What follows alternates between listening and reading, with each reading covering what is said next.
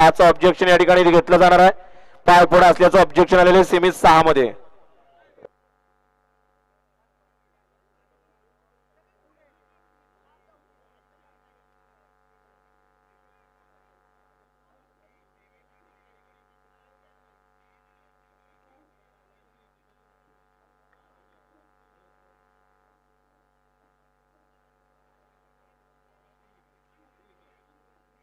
सुटला semi final 7 या भव्य शाखा भुवनाथ केसरी लोणंदकरांच्या मैदानातील सुटला आणि 7 मध्ये कसा धुरळा उठतोय आणि धुरळ्यात लपला या काळ भुवनाथ केसरी लोणंदकरांच्या मैदानातील गुलाल.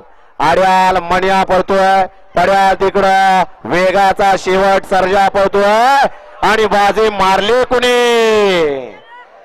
आड्याल होता गोलमाल आणि मण्यानी पड्याल होता सर्जा आणि पक्षा. दोघांच्यात लढत झाली. ऑब्जेक्शनचे पैसे सुद्धा या ठिकाणी दिलेले सेमी 6चं. 7चा निकाल पंच बघताय.